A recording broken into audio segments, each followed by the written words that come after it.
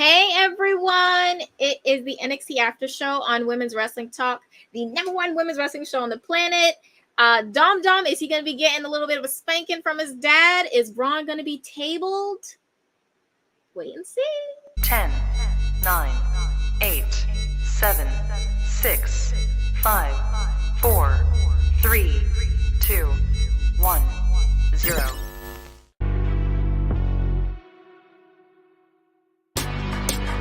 Women's Wrestling Talk, the number one women's wrestling show on the planet. That was Hey, everybody. Happy Thursday. I hope you guys had a fantastic week. I am Katrina, creator of In Cat We Trust, but also one of the hosts and writers of Women's Wrestling Talk, as stated previously, the number one women's wrestling show on the planet. And I am here with, because we are everybody's favorite duo. I am here with my tweeny twin, my sis, everything, sunshine. Shayna, how are you today? You know what? I just had a Red Bull, so, I'm awake. So, that's good. How are you? I mean, I had a really weird week because, personal shenanigans. However, everything else has been okay. Everything has been pretty good. It's just personal shenanigans. But I'm queen shit. But this was a cool episode of NXT. I was like, oh, drama. It's like a drama. I was with it. What were your initial thoughts on this week's NXT? They ate that. Yeah, no, it definitely was. I definitely tweeted about it because I was very upset with what I had to deal with the day before on Monday. And thankfully, NXT, they picked the ball was dropped. They picked that ball up and they ran and they hit that home run. So I know I just said like 3 different ball games just now, but you know what I mean. They did their job. Yeah, I mean, it was definitely an entertaining. Hey, Joseph, it was definitely an entertaining episode. And, considering we did have SummerSlam, this past weekend. And, there was a few things I was highly annoyed with. Highly annoyed with. I was disgusted. You're being nice. Annoyed is a nice word. I was disgusted. Oh no, there was a lot of, listen, the amount of stuff that came out of my mouth when that happened, I was really like, me and the TV had that, because I was like, what is this? What is these shenanigans? Like, Brock caused me trauma for years for Cody to just be like, hey guys, and I'm like, what? Whoa. Brock has caused me trauma. He has hurt so many people that I wanted to win, but because of Cody, because it's Cody Rhodes, he goes, okay, and right off to the fucking sunset till next year. Get real. No, I was upset. And I was okay with the Roman end. I was. You know why I was okay with that? Because that's the least I can get. Because Cody and, whatever. And then I did feel a way about Damian Priest. Let's talk about the confusion. How you break someone's arm and then it's like, you know what, kid, you're all right. Let's handshake it. We're done. I was so mad. First of all, the fact that Brock's shorts just went surprise. Hey, Jeffrey. What do you mean giving hand? Why are we giving hand? No, Cody and Sam like this. They're doing shenanigans. Clearly, like nobody cares about the story. Okay, yeah, I had to because I didn't get to have a SummerSlam after because I was working. Okay, but no, pure shenanigans. So NXT made me feel a lot better for going into this week because I wasn't happy with this Cody stuff, okay? And I did have to say, while I do think the Finn and Seth match was good, I do think Damian Priest was doing the absolute. I was like, all right, why you be the extra? Like he be the the look. I'm like, he's looking at him like, like, what are you doing that for, Damian? Like, just they ate that match up, Your Honor. It was a good match though. It was a fantastic match. The match. Leather Pants just come ruining everything. I'm so tired of this man. They need to shut down Leather Pants. Honestly, like I'm so through with it. So like, I was just like, why are we playing this game? Because why you do that to him? But Finn will have his time. I have to believe that Finn should have his time. I feel like at some point his time will come. I don't know. I want to say this, but I feel like if he goes to the other, like we have to go to a brand where they have to do well, because you can't bring him. I feel like he goes to AEW, he's gonna be part of them battle. He's gonna be part of them Royals. Go back to New Japan, Your Honor. New Japan I'll be okay with, because he was great in New Japan. But you put him at like AEW, so I'm not gonna be upset, because I'm like, now all of a sudden he's gonna be talking to MJF like he's trash, and I'm gonna be upset. You know what? If he walks in there 2 days later, they're gonna be like, Bullet Club leaders, go at it. Jay White, where you at? I don't have time for that. I don't have time for the stress. Or have time for MJF talking nonsense and thinking he's better than him when he clearly isn't, and then I'm gonna be upset. And so to avoid that rant, guys, New Japan is definitely somebody I think I'm okay with him going to New Japan again, because he's great. Because they playing on his top. They playing on Finn's top. And I just want to just put Nikki's comment, because she said about Impact. You know what? I think they would do him well. I just don't put it. It can't be AEW. Hey. But guys, let's because I just want a whole rant, like 4 minutes of like shenanigans of SummerSlam, because I was hurt. Okay, guys, I was hurt, devastated. But I do think he would do well. Like, I will definitely not mind seeing him and like Alex Shelley. What? Just get up in there once. That'll be a banger. Let's get that in there. But let's get into we want a whole thing. Let's get into NXT this week. Okay, guys, my bad. I just, I had to bring that in because Sunday was very stressful for me. It was, guys. But let's get into NXT. So we did have some action right in going into some fast-paced action between Mustafa Ali and Axiom, which I thought was pretty solid. What I did like is this wasn't a match I was glad it wasn't really a squash match, because I was getting tired of NXT putting us in these squash. I'm like, what's the purpose of this match? Like, Axiom deserves better than a squash, and I even think Mustafa Ali deserves better than a squash, but he did have a bit of a fight ahead of him. I felt like this wasn't his I feel like he had it was a good back and forth. I feel like this wasn't something, where it was like, oh, okay, we're gonna be like upset about how this went. I do think, and I want to say it because I felt like this was completely like unnecessary. Apparently scripts appeared, and I'm like, dude, nobody asked you for this. Like, why are you here, Reggie? Why are you here taking up TV time? Like, why? And so he popped out apparently to like distract Axiom, which this is after Axiom wound up sending Mustafa into the announce table with a head scissors takedown off the apron, which I thought was really fantastic.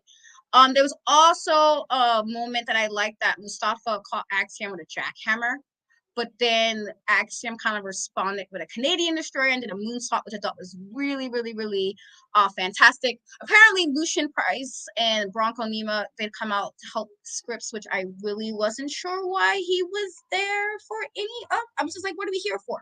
What's happening? However, again, this was a really, really fantastic match.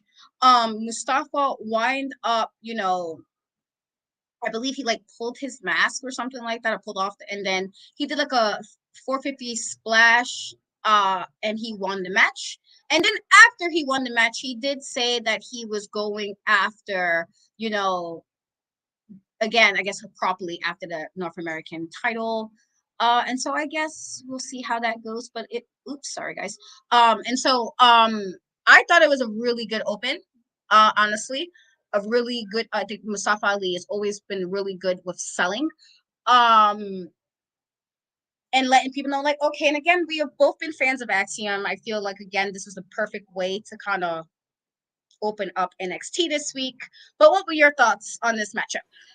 Oh yeah, that was so good. Like, I mean, when I saw, you kind of can tell when a match is gonna be fire. Like, you see Mustafa and then you see Axiom, you're not gonna be like, I don't know about this match. That never crossed my mind once. So it delivered exactly how I thought it would. I like the part where Axiom's mask was kind of coming off, and Mustafa was like, I'm gonna give you a minute, fix your mask. Boom, pushes him off like Lion King. It was hilarious. Like, I don't know, it just cracked me up. This match was everything that I expected it to be. I'm just mad because I'm tired of Axiom losing. And scripts, at this point, Axiom, he needs to file a restraining order. That's where I'm at with it, because I'm done. I'm done. And I feel like they've already started Lucian Price and Bronco Nima off on the wrong foot. Like, I feel like scripts, Reggie is still trying to find out what's going on with him. and then you put two people who just started with someone who still hasn't really figured it out for themselves in NXT, you've already started them off on the wrong foot, in my like opinion. So it's just not working. It obviously seems like they're gonna force Axiom to have another match with this man, probably at HeatWave, and you know, Bronco Nima and Lucian Price are probably gonna have some type of interfering, and Axiom may lose. And I'm just over it. I'm over Axiom losing. I'm over Axiom being attached to Scripps, Reggie, whoever. Get him away. Get him away. I'm done with it. Yeah, I'm gonna have to agree there. I'm a little annoyed with Reggie being attached also. It's just like, I mean, I guess, here we are. But otherwise it was a fantastic match. Like I said, I did enjoy it. Uh which now leads us yeah, I mean, we'll see. I just feel like we don't need Reggie. We already knew Scripps was Reggie or whatever. I mean, everybody knew this. It wasn't really a thing for us. I just feel like he's trying to make himself relevant. We don't care. But first women's action of the night was a match between Blair Davenport versus Kalani Jordan, who was accompanied by um Dana Brooke. And so this was a okay match. It wasn't bad. Dana was kind of there along ringside to kind of coach Kalani on. But this was one of those things that's like, it's really Kalani's like cool, and you can tell she really wants to like do better. You can tell that's there. However, Blair Davenport is a lot more ruthless and more aggressive than Kalani is. And then she also did just, she did lose to Roxanne at, the last at Great American Bash. So I feel like she definitely needed this section. However, I think there was a moment where Kalani, I think, got caught or something at the wrong time, and then she wound up. I think Davenport did like a double foot stomp and did a short arm strike or something like that. That was really cool. But otherwise, this was just something that kind of put, Blair Davenport on a better spot.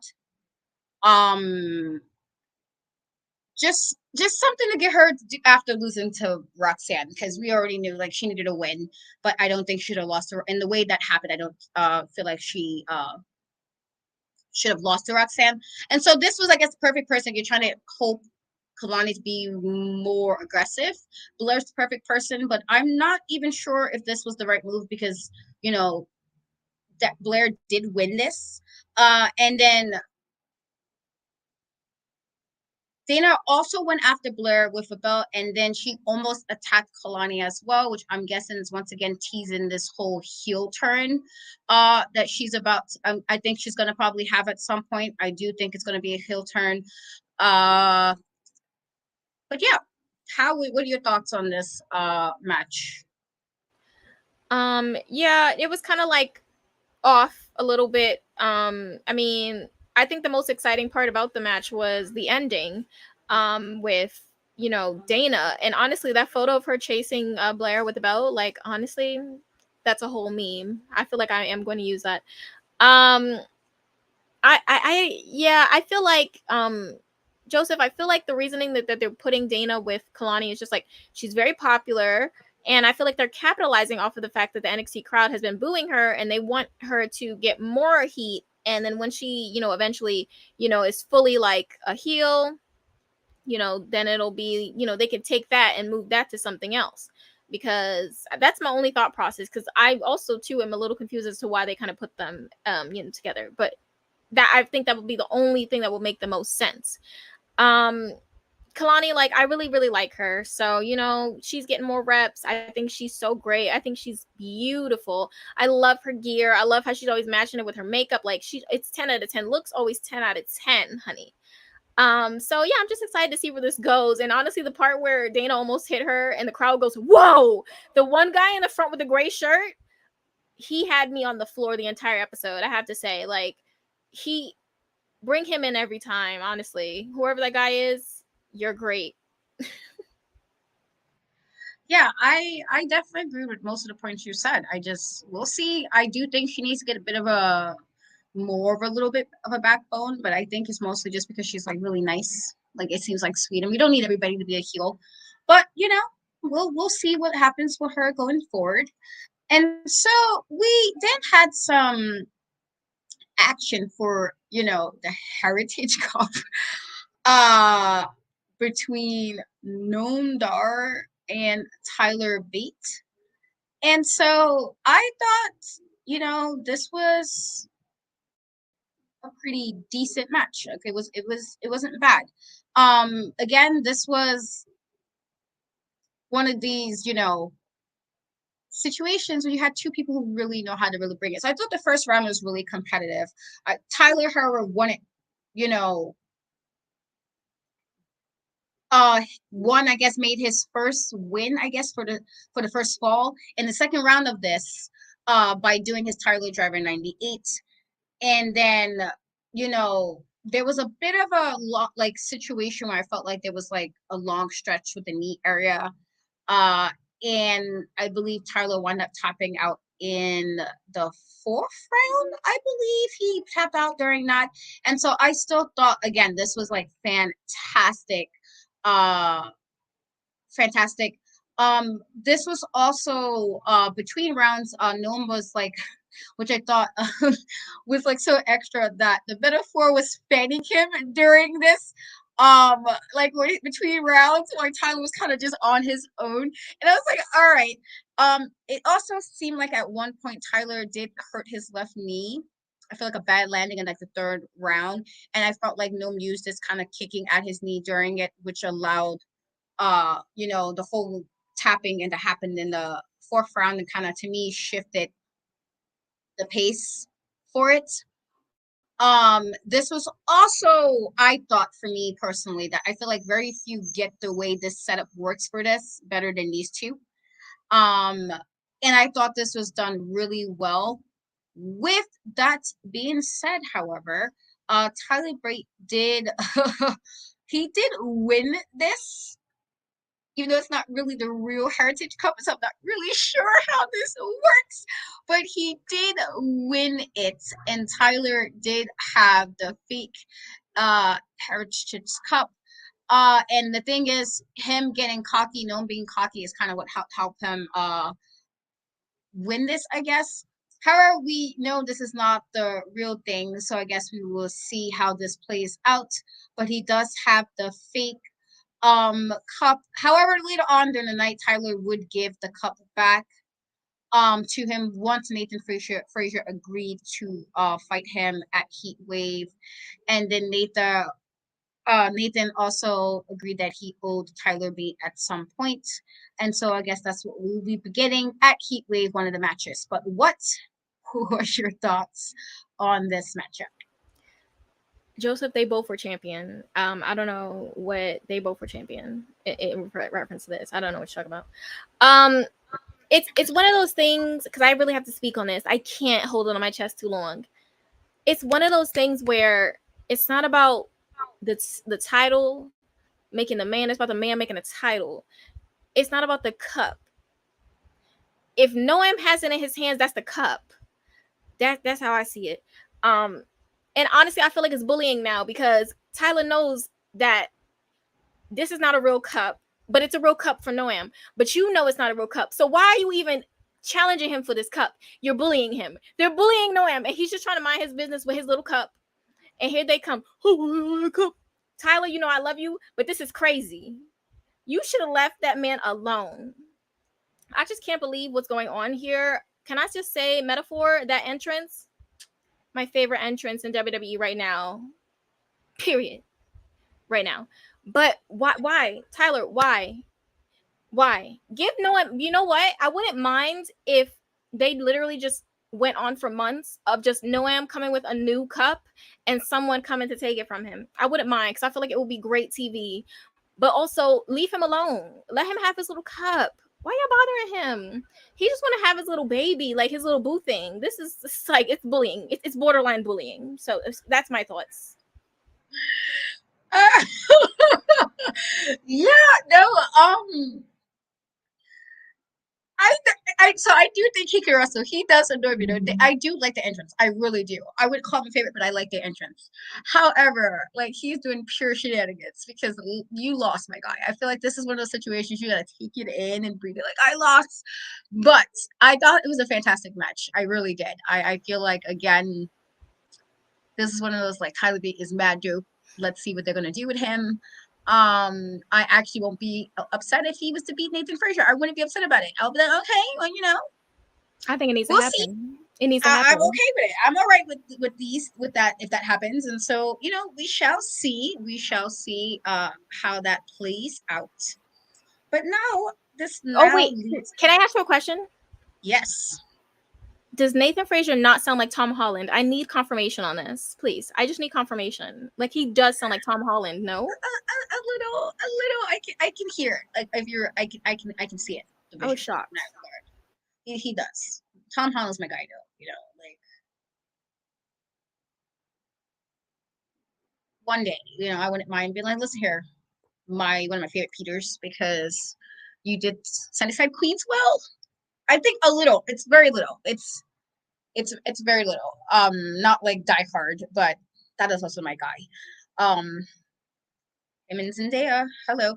But yes, I do think again this was a fantastic match, and we'll see what happens at HeatWave. I do think I would be perfectly fine if Tyler Bate wins the Heritage Cup, honestly.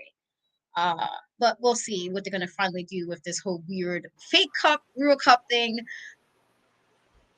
You know what? Now it just came to my mind. I'm sorry, my brain is having all these thoughts. So from the first match to the second match, and then also with Dragunov and a few other things, is NXT UK not carrying right now? I just had to say that. Oh yes, I definitely do think NXT is UK, is carrying, because right after this match, we had a segment with Mr. Alan Dragunov and Trick Williams. So Trick did say he was going to challenge Alan Dragunov no matter what Carmelo said, et cetera, et cetera. Again, Alan Dragunov come in with the suit, hand the 3-peat. I'm like, all right, my guy, okay, I'm feeling it. Got the goatee on, just doing his thing. I was like, you know what? I like it. I'm okay with this. I am perfectly okay with this. And so Alan Dragunov pretty much demanded Trick to meet him in the ring after an interview. And then they did. Trick kind of came out. And I do feel like he did, Trick for me, made himself feel really big time with this. And I feel like, again, if you're trying to separate him now officially from Carmelo, having somebody like Alan Dragunov is probably the perfect person to do this. And I feel like he could always kind of talk a big game. I feel like this is the perfect person to do this. But I really personally thought this was really, really well done.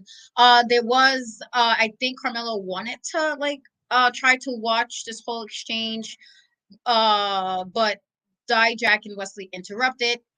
And then when Carmelo left, this wound up having Dijak and Wesley brawling in the room, which I wasn't really sure why this was necessary. Alan Dragunov also promised that he will end Trick's career in 2 weeks. And I was like, oh, okay, all right. You just said all that, huh? And then he said, Trick also said he was not afraid of Alan Dragunov. And then Wesley told him to tell Melo that he was next. And I was just like, this seems like a lot happening right now. And then apparently Charlie Dempsey, Damon Camp, and Kuba made fun of him. And I didn't know what the extra part was. We didn't really need that. But I really thought this was a fantastic segment to set up for HeatWave. I do think, again, this is really do or die for Trick Williams as far as showcasing what he can do. Like, we've seen him been doing stuff slowly without Carmelo, even with Carmelo, but also solo. But this will probably really set it for him. And so I'm excited for this matchup. What were your thoughts on this? Yeah, no, definitely. Trick definitely made this feel big time for him, like this whole segment. And, Dragunov, obviously, at first, I'm not going to tell you, it took me a minute to get on the bandwagon because I feel like he didn't have a hold on his character. It was just like a dude who could wrestle with red contacts. That's what I was getting from him in the beginning. Now it's like he's in his Zoom. Every morning he's getting in his Zoom. He is on point. Like, he's so invested in the character. And I have to say again, the goatee. the goatee needs its own shout out as well. And I will continue. I will continue to shout out the goatee because it matters. Dragunov, I am a fan. I am a fan. Okay, he definitely. There's no reason why Dragunov should lose. He definitely should not lose this match. I think Trick should definitely be made to look really, really good, 100%. But I still don't think that Dragunov should lose.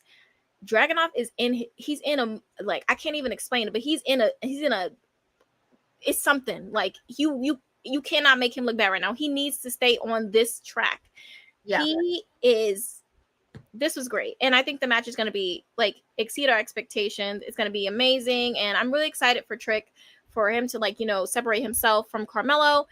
Who knows where that goes, because I would hate for it to see him kind of like turning, or Carmelo. Like, I don't know. One of them is going to turn. It has to. Like, it just feels like one of them is definitely going to turn. I just cannot pinpoint who at this point. But yeah, I love the segment. Yeah, I definitely think Alan Dragunov should win this. I do think he should win this. And again, this is mostly me just being like, I like Trick, but Alan Dragunov is my guy. And I felt like, well, I would have been okay if he would have beat Carmelo, just because he, again, my guy. I'm okay with him just doing, like, I feel like this is a different type of Alan Dragunov, and he needs to kind of continue being like, unlike somebody, because you just brought up Corbin, and let me just throw that up in there.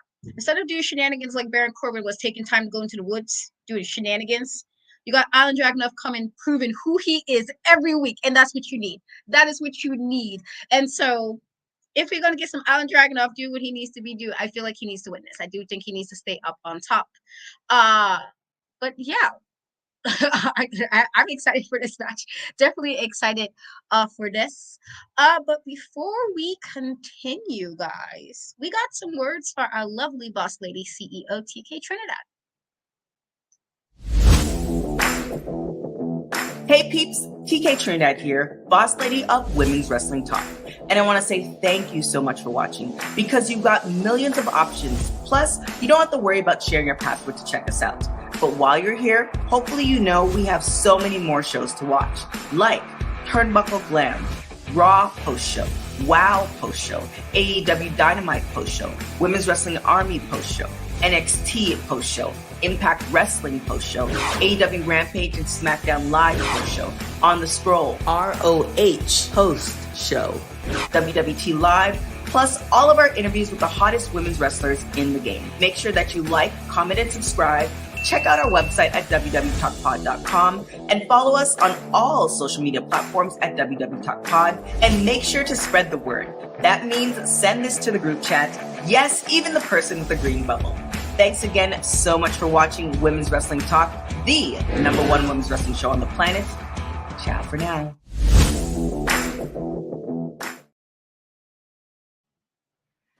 You heard from our lovely CEO. We have so many shows almost every single day of the week, and we are so grateful for you guys always hanging out with me and Shay, but also all the other fabulous hosts we have on Women's Wrestling Talk. And I have been trying to catch up with all the comments I have been seeing, because we did have a few hosts at SummerSlam doing their things, in particular Emily May and Nikki Bougie, who was doing the damn thing at SummerSlam. And so again, we appreciate you guys and love you guys for absolutely all the support you guys have been giving us as a group.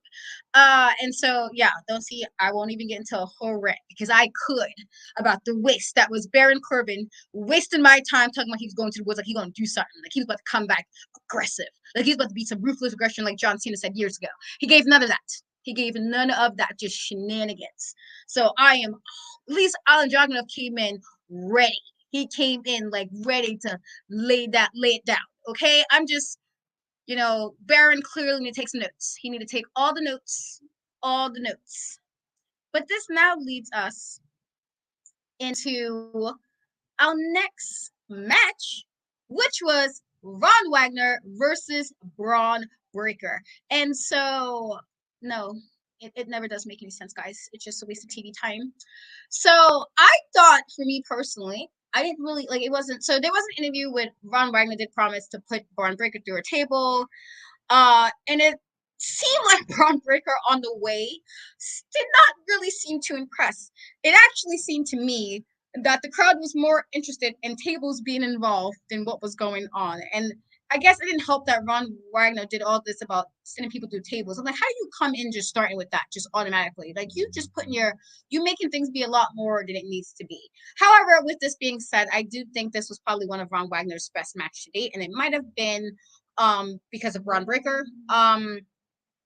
Where I was like, okay, I do, think that he did a little better trying to go against Braun, but again, Braun obviously is the more credible and better of the two in this regard. And so that was very clear that everything that was going on, Braun Breaker wound up doing the spear, and he did beat Von Wagner. However, afterwards, Braun tried to attack Mr. Stone, and then Ron Wagner did save him by taking Braun Breaker and power bombing him into the announcer table. And so I guess Braun did go through a table, just not during the match. And I guess after promising all of that Ron Wagner was doing, and he promised the universe of NXT that, I guess everybody got the NXT semi-table, announcer table, I guess, whatever. But I thought this was his best match to date, but I was not surprised with Braun winning. What were your thoughts on this match? Like, honestly, this was a good match for him. And it's funny because his last good match was actually against Braun Breaker also. So now we got to subtract Braun and see what goes on. I can't get with this because what so you just gonna put people through tables all the time? What else? You just gonna have to have stipulation table matches all the time, because that's the only time when the crowd is getting hyped. You gotta put somebody through a table. We need something else. We need something else. Like, and I just don't understand. He was so hyped about it. Like, yeah, I'm gonna do the table, but you lost. But you lost the match. You lost the match. What's your record for the year? I need to know what his record is for the year so we can get to the bottom of this. Because how many people put through a table really don't matter at the end of the X's and O's. It don't matter. I hate to break it to you. I was laughing because when Braun was asked, did you hear what he said? He said what he said because he don't care, because this is like, come on now, Braun got other things to be doing. He really do. Honestly, I don't understand. I don't know how Braun's gonna respond, because Braun is a prideful man. Bully Braun. I don't know if he's just gonna take that lying down. So are we gonna get a tables match maybe at HeatWave? And if they dare have Vaughn go over that man, oh no. I'm gonna have to report them to the Better Business Bureau, and I'm dead serious, because this is getting out of hand. Yeah, I'm gonna have to agree there. I'm not sure why he keeps putting tables in there. But okay. Do you, Ron? I mean, I don't know. Do you? It's just, we'll see. Yeah, he got tabled after. Imagine if that was the step, like somebody paid with, like, okay, I'm paying to see somebody go through the match, and it's after, and it's like, oh, my bad, guys. Excuse me, sorry. But whatever. Braun clearly won that, as he should have. And I told you I have never been really interested in Ron Wagner. I don't know why they keep with the shenanigans. But yeah, next we have some tag team action with Josh Briggs and Brooks Jensen, accompanied by Fallon, versus Drew Gulak and Charlie Dempsey. And so I thought, so apparently Drew and Charlie made fun of Hank and Tank, and then Brooks and Josh decided that they will challenge them. And apparently Damon ignored I'm just, okay, this is where we're going with this. So this is what happened. We haven't really seen what you call it in a little minute since that whole thing so I'm like, okay, cool. And so this is okay. I felt like while Drew and Charlie had I felt like Josh and Brooks had more speed. And so while they were a little bit more powerful as far as they're more technical, I do think that this is kind of what makes Josh and Jensen kind of stand out.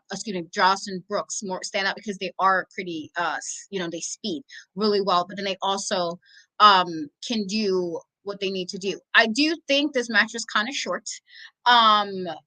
just because, and it's unfortunate because I felt like these were actually 4 guys who can wrestle and do what they need to do, and so it was a short match. But I think this kind of set up, if anything, for Damon Kemp to work with Charles and Drew Gulak. Damon Kemp wind up saving them actually by suplexing Brooks Jensen outside, which allowed him set him up to get like a bridge and dragon suplex to take the win. And so we haven't seen, Brooks and Jensen for a little bit. I think since Stand and Deliver, was it? It's been a little minute since we've seen them, and so to have them lose is kind of weird also, because it's like, oh, okay, well,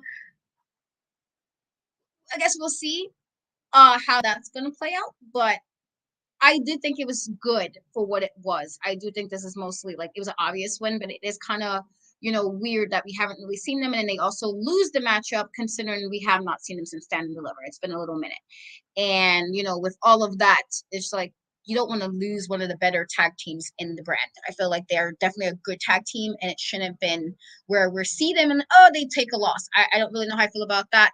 But clearly, this was to set up this whole working thing with Damon and Charlie and Drew Gulak. So I guess we will see what happened.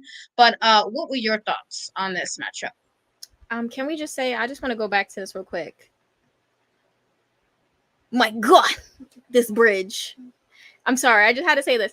And this also adds to my other thought of they need to start putting a little bit more stock behind Charlie Dempsey. I think that he's been on the back burner way too long. He's way too talented for it. So I actually am excited about them, adding in Damon because I think he's so diabolical and he will definitely get them into some foolery. But good foolery, not the bad foolery, the good foolery that will, start putting some stock behind Charlie because I think he's so good. And I just hate how he hasn't really been like a main feature, really. He's just kind of like in the back burner, here and there with, Chase U or, there and whatnot. No, we need him a little bit more to the forefront. I'm sorry. But I mean, this is a cute match.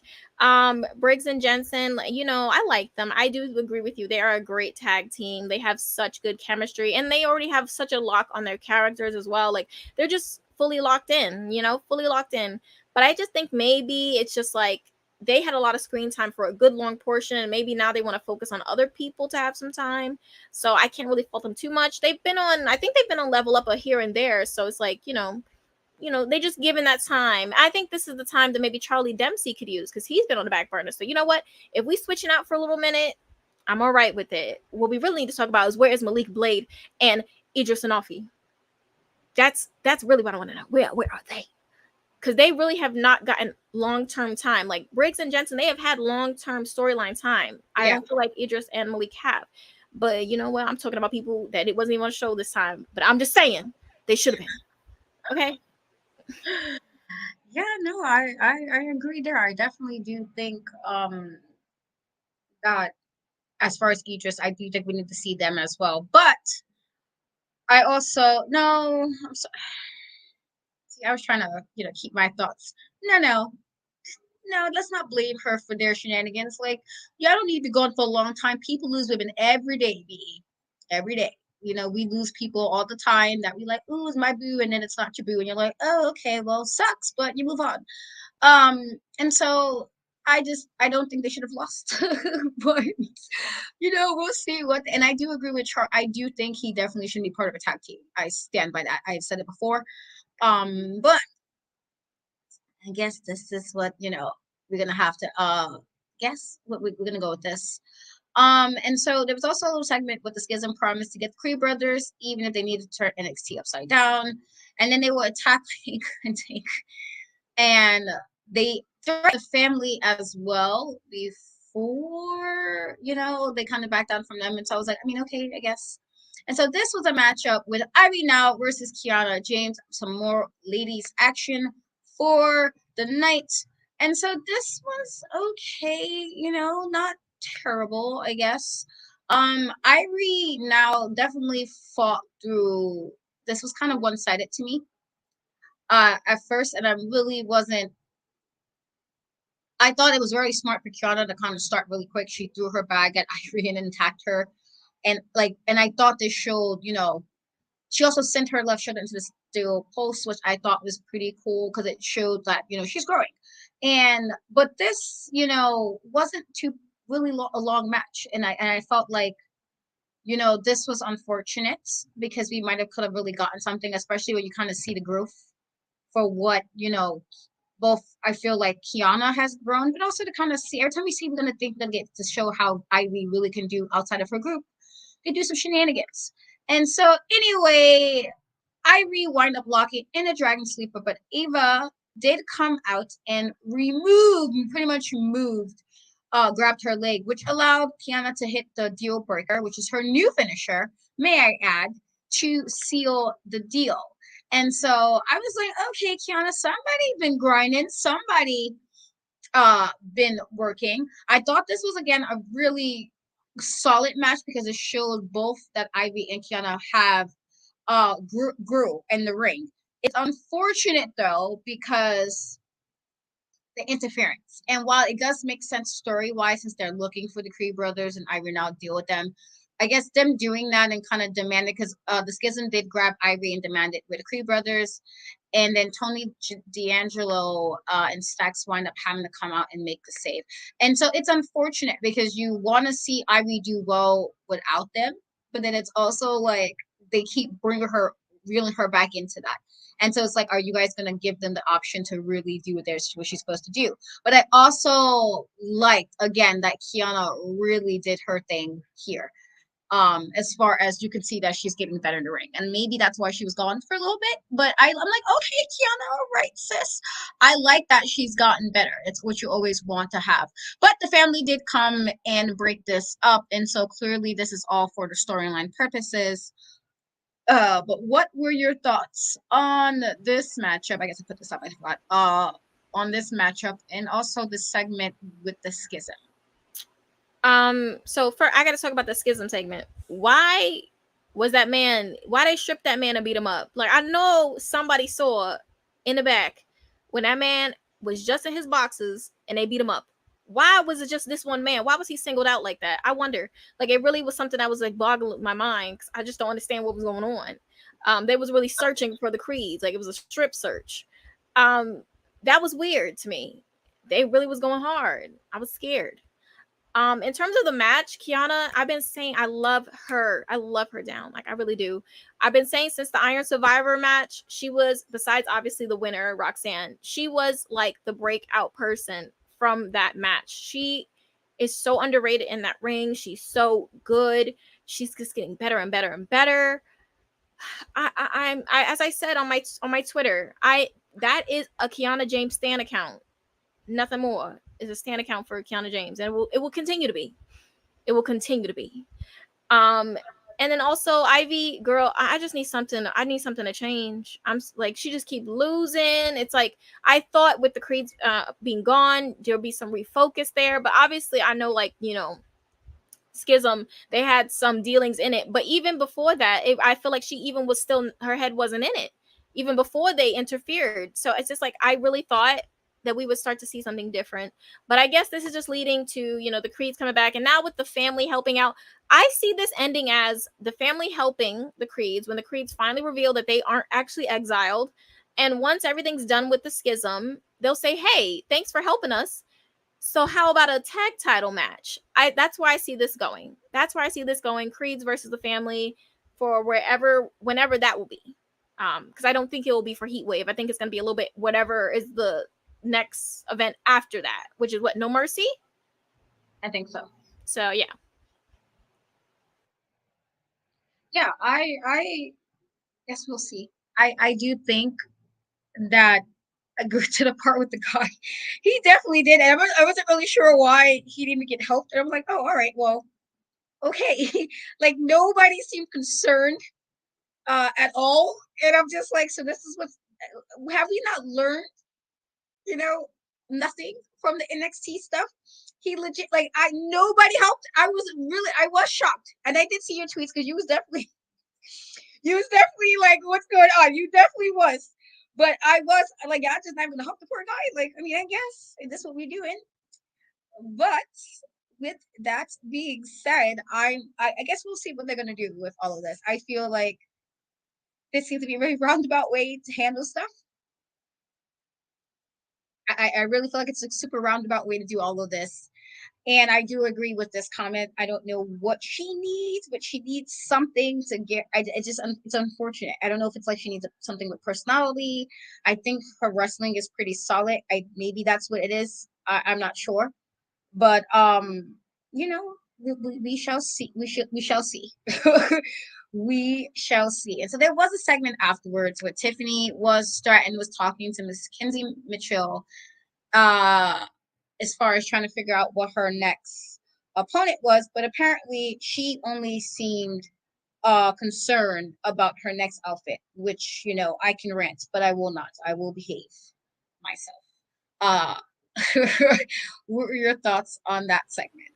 I don't know what this means because it feels like who's going to be her next opponent? Like, I'm actually very lost. So I don't think they're going to go back to the Thea thing. I think that that's something else going on. I don't even want to. We'll get to that when we get to that. But I just don't know who's going to be her next opponent. But it doesn't seem like she's mentally locked in. I mean, Roxanne seems like she's being built back up. So maybe that's something that could be revisited. I don't know, honestly. Yeah, I mean, you already know my thoughts on her, like, not being the best when it comes to promos, but we have to deal with it because people like her as a champion, blah, blah, blah. So, you know, here we are, stuck with her talking about outfits and not doing anything a champion should be doing. But this now leads us to the last match of the night. So first, before we get into that, our Rey Mysterio was there congratulating Roxanne on her win and also gave Thea Hall a pep talk. And I don't know, I didn't really get the impression that Thea was really happy about that. Lyra also called out Rhea Ripley for manipulating her into doing what, you know, she wanted, which was just like, I mean, whatever. And then we also had Rey Mysterio talking up Dragon Lee before they headed to the ring. And so this, you know, was I thought a pretty solid match. I did see some nonsense, like I keep seeing these prison dom stuff. I'm like, if y'all don't let this go with prison dom who did not go to prison. But anyway, I thought this was a pretty solid match. I thought Dragon Lee did fight really hard. And you know, I do think Dom has been working a little bit overtime. I think he has been getting better and better. And I think obviously, you know, having wrestling Dragon Lee made him look a lot better. I do think that he has definitely been looking more of a champion. Especially with the fact that he's having these events, these matches with like main event type or rising stars. And I think that was pretty good. And I do think for Dominik, this was probably his biggest match in NXT so far because you had Dragon Lee, and Dragon Lee is like, you know, pretty solid. But there was a moment where Rhea Ripley and Rey Mysterio did stay each other down, and this wind up letting Dragon Lee catching Dom with a baseball slide. I think Dominik already also tried to take off Dragon Lee's mask. But it was like, all right, he's doing the absolute most. And then what I did, I guess, you know, like, is Rhea Ripley always seems to be like involved. There was a situation where Dragon did a power bomb to Dominik Mysterio, and it almost looked like this could have went a very different way. However, Rhea Ripley did hit him with her Women's World Title, and then Dom did a Michinoku driver to retain his title. However, because of this, Lyra also felt the need to kind of come out during this, and you know, that was a whole nother thing in itself where I was like, okay, I guess this is what we're gonna do with them in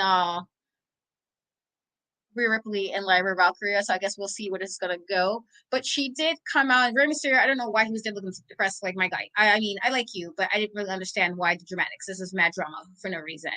But Lyra did come out and kind of sent Rhea, packing, if you will. And so clearly this is going to be like some kind of thing going on with the two of them. We shall see, which is I think Lyra working with Rhea Ripley is a good thing for Lyra, honestly, because I love Rhea Ripley. And I think this, if anything, will help elevate her as well. And so we shall see what's going to happen with that. But otherwise, I can agree that I do think Dominik Mysterio is definitely, getting better with stuff. And so what were your thoughts on this matchup? So I'm going to start from the very beginning because I got to talk my talk. Thea, girl, I am tired of it. Like the whole, well, your son did this. Did you still love him? Girl, just transfer. Leave, Chase U. I'm done. I don't want to hear no more of it. I'm so over it. Girl, leave. And as I said before, if you really wanted a title shot, go find Tiffany. You go find her. Keep fighting her. Eventually, somebody will give you a title shot. It really works like that. I promise you it does. Enough. Like, I can't hear it no more. I can't. It's been, we on week 3. Enough. Throwing the towel. Ray wouldn't throw the towel for me. I've seen Ray do some stuff when he gave up for other people in the past. I can't say it specifics, but I'm sure it's happened. So don't say that, Thea, because you don't know what you're talking about on that point. Like, I can't hear it anymore. I really, really cannot hear it anymore. Next week, I need solutions. I don't want to hear no more questions. I need solutions, Thea. I'm telling you. Moving into the match. Lyra, nobody's hope. I'm like, Rhea maybe said, hey, do your thing, like, get better, like, don't let, JC punk you out. She didn't tell you. It wasn't like she demanded. She was just giving you advice. So now you're trying to Jedi mind trick us all, talking about you trying to control me. Girl, that's not what happened. Now you just making stuff up. Now you just making stuff up. But if you want to make stuff up so you could be like, oh, maybe you should just give me a title shot. If you want a title shot, just say that, Lyra, because I know that's where you're going. We're getting Rhea versus Lyra at HeatWave for the title. I feel it in my bones. I really do. The match itself, I loved it. I think Dominik has been having his best matches in NXT, like, ever. I think his best match ever was with Ray. At Mania, sorry. But I feel like he's been having some of his best matches in general, also in NXT. And obviously this match with Dragon Lee is no different. I think it's really great. I'm really happy. I enjoy Dom as a champion, unless he does something crazy with Finn. Then it's smoke. But for now, I'm enjoying Dom as North American champion. I really am. And I want to see where this goes. Like, who's gonna take the title from him? Like, I'm really wondering, who is it gonna be? Like, that is like on my mind. Do they give it to Mustafa? Like, I don't know, but we will see. We really will. And I really want to see who he's gonna face at HeatWave as well also. So there's a lot of things. I really enjoyed this episode altogether. Like, great episode.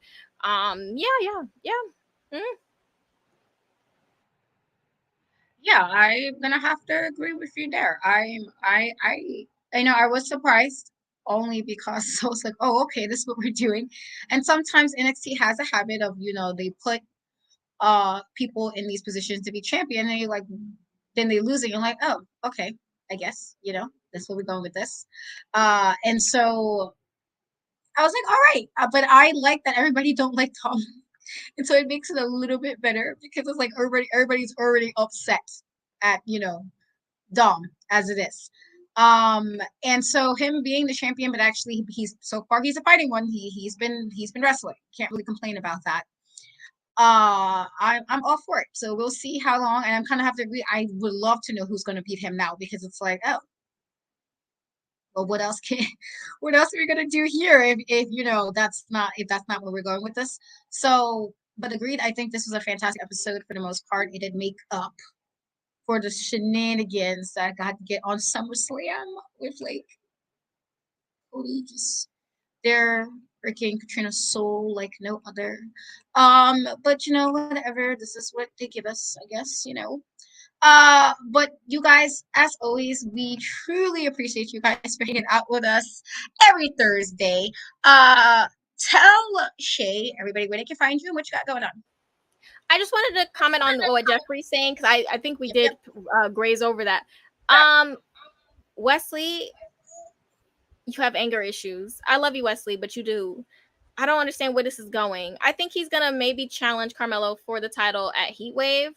Like, I really think that's where this is going. Dijak, I don't know what you're doing. Maybe it'll be like a triple threat. Watch your fingers, though. Dijak, watch your fingers. You remember last time? Just calm down. But yeah, no, it was a cool segment with him and Carmelo, and Dijak, and Dijak just cracks me up. Like, he's so funny. He's so unserious. Like, does no one laugh every time Dijak speaks? But I just had to say that, like, not in a good way, not like laughing at him, but like I'm laughing with him because I know he's doing it on purpose. And why was Eddie Thorpe in them damn woods? Why does everyone go to the damn woods when they lose? But I had to try to get out there. You can catch me at 11 o'clock tonight for the challenge after show. That's returning. That'll be on Unpopular Review, and I will be with Bad Guy Jack. You can catch a new episode of the Big Pop Theory podcast on Monday, Spotify and Apple, and then you can catch me right back here talking a lot.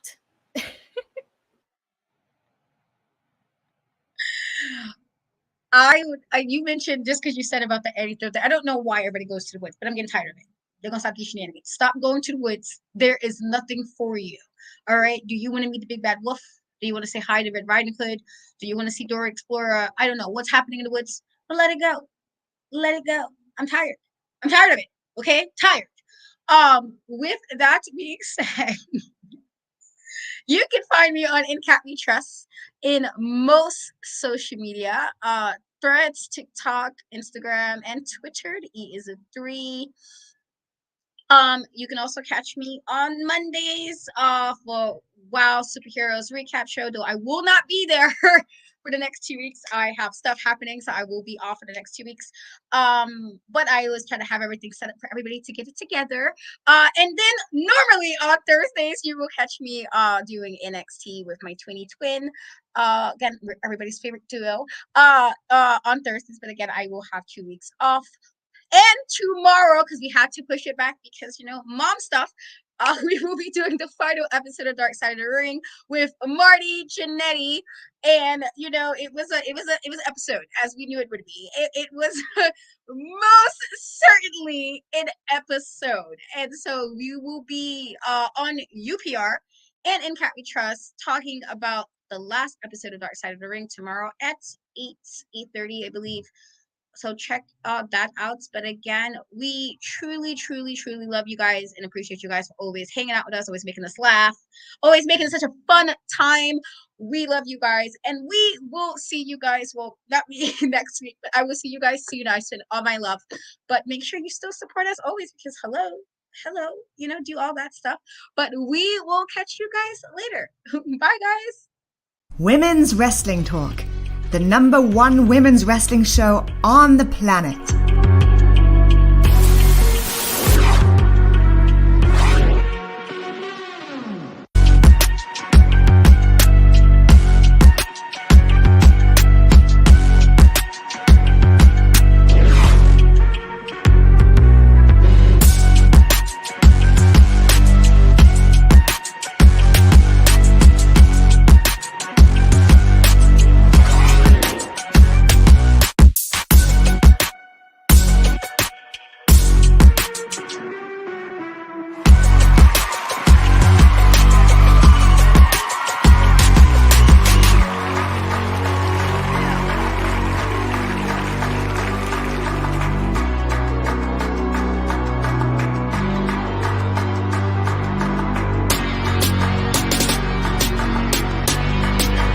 Women's Wrestling Talk, the #1 women's wrestling show on the